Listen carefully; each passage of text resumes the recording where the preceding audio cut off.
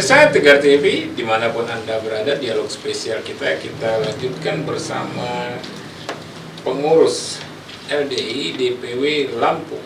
Hadir di tengah kita Ketua LDI DPW Lampung, Pak Dr. Haji M. Aditya M. Biomed, didampingi Sekretaris LDI DPW Lampung, Dr. Andes Haji Heri Sensustadi. Saat ini kita berada pada sesi keempat, sesi terakhir ini, Pak Ketua. Nggak terasa waktu juga. Dialog sih. Banyak hal yang sudah kita bahas, sesi 1, sesi 2, sesi 3, termasuk menjaga persatuan di tahun politik. Di sesi keempat ini, sebelum closing statement ini, Pak Heri dan Pak Ketua, ini ada baiknya juga karena sekarang ini maraknya kejahatan, terkait geng motor, anak muda, narkoba, pendidikan orang tua dan sebagainya. Gimana Pak Ketua? Silakan. Ya, kalau saya memang di satu sisi sangat prihatin, miris, apalagi saya kebetulan orang tua yang punya anak ya, anak yang lagi tumbuh di era sekarang agak takut juga nih ya. Kalau saya menganalisa salah satu penyebabnya tadi kemajuan teknologi digital. Jadi mulai dari kegiatan-kegiatan yang bermanfaat, memang dari kita sebut peluang bisnis dan sebagainya, tapi ternyata sisi yang lain teknologi digital itu juga bisa menumbuh suburkan kejahatan, prostitusi online, kemudian judi online, investasi-investasi yang cuma menipu. Itu dampak teknologi luar biasa itu Pak. Iya, betul. Ya, di satu sisi tadi yang baik, tapi di sisi yang lain juga banyak juga ya ternyata yang tidak baik ya. Termasuk yang misalnya kayak geng motor itu saya sering baca gitu, ternyata difasilitasi sama media sosial. Mereka bisa kumpul, mereka bisa melaksanakan kegiatan atau tuh istilahnya itu saling memanaskan situasi media sosial, akhirnya dilaksanakan di lapangan, di dunia nyata gitu. Kemudian kayak geng motor gitu. Awalnya juga dari mungkin ya pertemanan di media sosial. Jadi memang sangat banyak, kita harus jujur mengakui orang tua yang hidup di era sekarang juga harus makin bijaksana. Jadi tidak hanya memfasilitasi anaknya menggunakan media sosial, tapi juga punya peran untuk mengawasi, kemudian juga melihat dampak penggunaan media sosial yang dilakukan oleh anak-anaknya. Jadi kan kita jujur saja waktu kemarin waktu pandemi kita setengahnya dipaksa untuk menggunakan media sosial untuk pembelajaran. Betul. Sekolah-sekolah online, kuliah online dan sebagainya. Tapi ini sudah selesai, akhirnya anak-anaknya sudah kecanduan duluan nih. Pak Umar dan lain-lain. Nah, tugasnya kita mari sama-sama. Kami dari LDI sebenarnya juga punya banyak program, Pak Umar. Mungkin jadi biar anak itu tidak tergantung sama gawai, istilah sama media sosial itu. Jadi anak-anak itu coba misalnya Pak Heri ada kegiatan pramuka gitu kan. Ada kegiatan sepak bola. Di LDI itu kita punya namanya pencaksilat. Jadi supaya anak itu enggak 24 jam itu dengan gadgetnya. Jadi dia bisa berinteraksi secara nyata dengan teman-temannya, kemudian juga tidak melulu mendapat informasi-informasi yang kurang baik gitu. Jadi dia juga bisa bermain seperti kita dulu masih zaman anak-anak kan, kita bisa bermain, bisa berteman di dunia nyata gitu ya, memanfaatkan waktu, bisa tumbuh besar, jadi tidak hanya istilahnya jadi kaum rebahan dengan gadgetnya. Jadi ini mari sama-sama ya, mungkin juga tidak gampang memang saya akui, tapi kita sebagai orang tua itu menyontoi paling enggak kita kalau di rumah jangan full pegang handphone misalnya ya. Kita tunjukkan bahwa kita kan ternyata bisa juga kok hidup nggak pegang handphone misalnya, kecuali memang ada hal-hal penting, tugas kantor dan sebagainya. Tapi di sisi lain mereka bisa berinteraksi, ngobrol, kemudian juga menceritakan permasalahan di sekolah dan sebagainya. Kita juga mungkin di sana Pak Umar mulai memasukkan nilai-nilai baik. Jadi harus hati-hati bertemannya, kemudian juga menanamkan hal-hal yang baik, kemudian sikap yang toleran, yang tidak antisosial dan sebagainya. Jadi memang ya sekali lagi tantangan juga buat seperti LDI bagaimana lembaga dakwah ini bisa mendakwahkan dakwahnya itu Betul. menggunakan media sosial ya. Jadi juga bisa seperti itu. Jadi kalau kami itu selalu melihatnya sisi apa ya, sisi baiknya lah gitu ya. Jadi kalau kita kan tidak bisa memendung, sekarang media sosial itu sudah di betul. tangan gitu. Betul. Nah, yang kita bisa lakukan bagaimana caranya kita merubah atau paling tidak ya kita memberikan warna baru bahwa media sosial itu tidak selalu jahat ya. Media sosial itu juga bisa untuk bersilaturahim dan sebagainya. Jadi memang ini kita sebagai orang tua ini juga harus belajar juga ya bagaimana menjadi teman yang baik, teman curhat. Jangan sampai anak-anak kita lebih banyak curhatnya di media sosial daripada curhat dengan bapak ibu. Iya betul. Iya kan kita juga jadi Karena pendengar. kesibukan orang tua Iya juga. Pak, iya. Iya.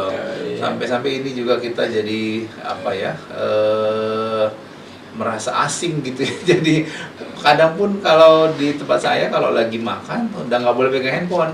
Handphonenya silakan ditaruh, nggak usah. Jadi kalau lagi makan nggak boleh. Sepenting apapun kalau lagi kumpul nggak usah.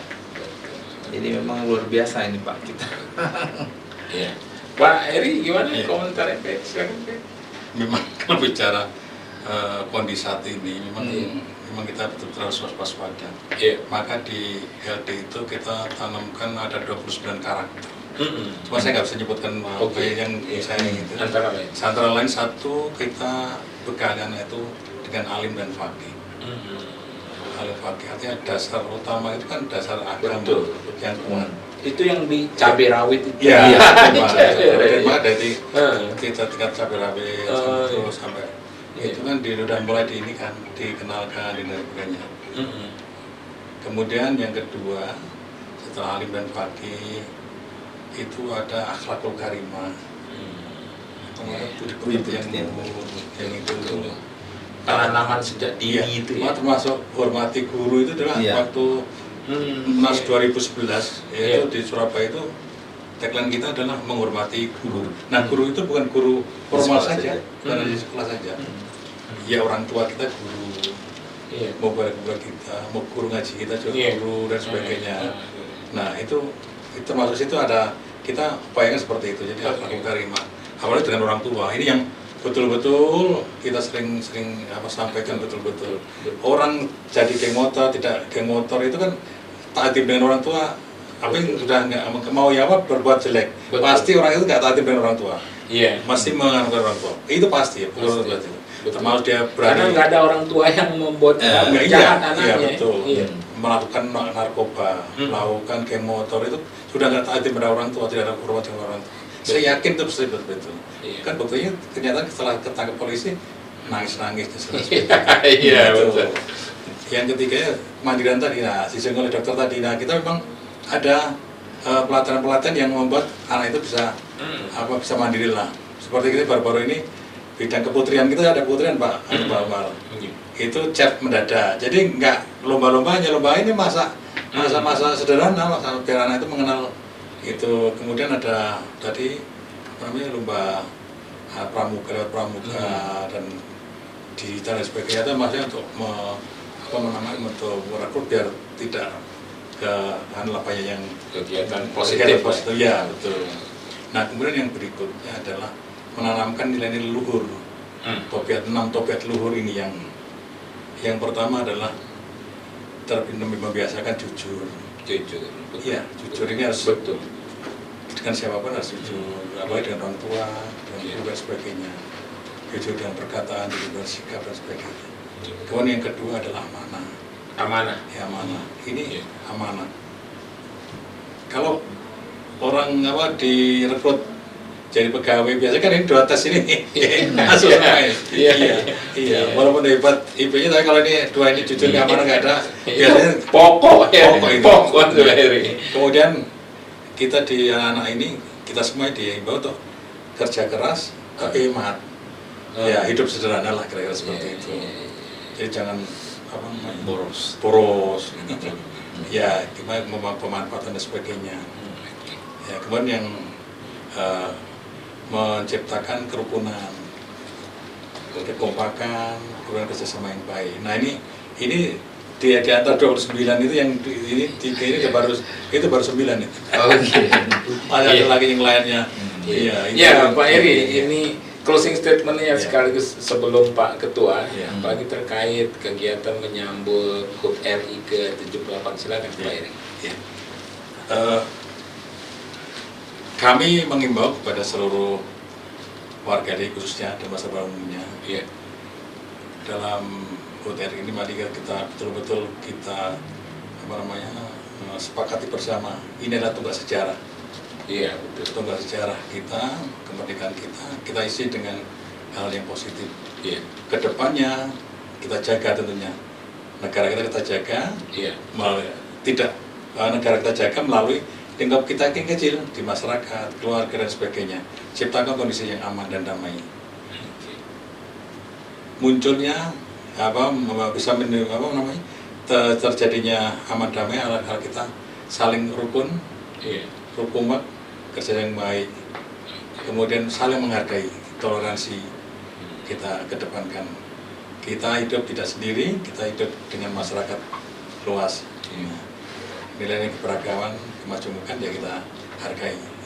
Ini yang harus kita spirit 17 Agustus sebagai pemicu untuk semangat untuk berkarya. Oh iya, semangat berkarya. Tentu yang positif untuk sehingga Indonesia tetap maju. Ya, satukan jiwa untuk negeri. Wajah negeri. Itu Pak. Ya, makasih Pak Heri. Pak Ketua, ini closing statementnya dalam rangka HUT RI ke-78 atau dan sebagainya. Silakan Pak. Ya, makasih Pak Umar. Jadi yang pertama kami mengucapkan Dirgahayu Republik Indonesia. Ini umurnya sudah 78 tahun ya. Bukan usia yang muda, apalagi remaja. Harusnya kalau usianya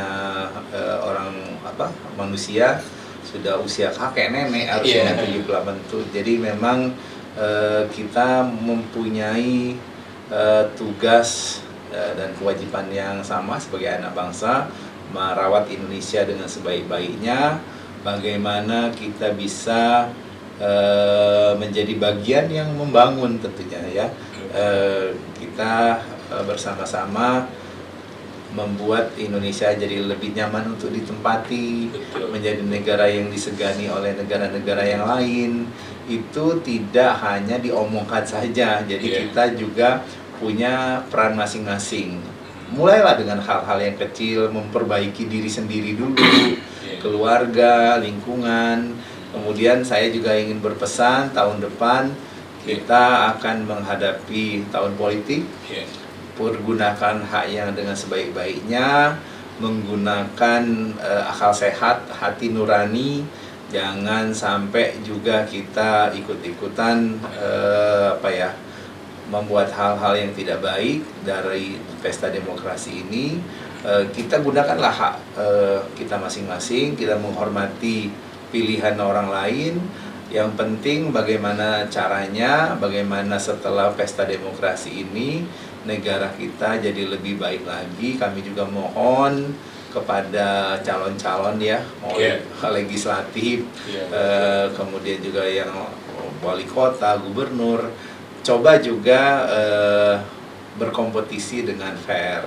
Jangan ajari masyarakat itu dengan hal-hal yang tidak baik juga gitu. Jadi kita sama-sama jadi yang bertarung juga bisa menunjukkan sportivitas dengan yang tadi bilang Pak Heri, akhlakul karimah. Masyarakat juga bisa menjadi supporting yang baik, sehingga nanti kita harapkan kalau semuanya bisa sama-sama melaksanakan tugasnya masing-masing, kita akan mengharapkan tahun depan kemerdekaan tahun ke-79, atau kita kan menuju Indonesia Emas tahun 2045 dengan bonus demografi katanya yang bisa menjadi sumber kebaikan ya. Kita juga harapkan benar-benar nanti bonus demografi yang baik diisi oleh talenta-talenta pembangunan yang baik, sehingga Indonesia menjadi negara yang lebih bermartabat, lebih baik lagi. Kemudian juga yang seperti Al-Quran menjadi baldatun thayyibatun wa ghafurun ghafur, itu benar-benar menjadi yang kita rasakan bersama-sama. Mungkin demikian, Pak Umar. Ya, terima kasih ini Pak Ketua Sama-sama. LDI DPW Lampung, Siap. Pak Dr. Haji M. Aditya M. Biomed. Terima kasih juga Pak Eri, Sama-sama, tadi Sekretaris LDI DPW Lampung. Ya tentunya kembali jangan bosan-bosan. Dan Iya, saya yang pertama kali juga. Terima kasih. Iya. Iya. Iya pemirsa Tegar TV dimanapun Anda berada, saya sebagai pembawa acara mohon diri, mohon pamit dan mohon maaf jika ada salah kata. Saya tutup. Billahi taufiq wal hidayah. Wassalamualaikum warahmatullahi wabarakatuh.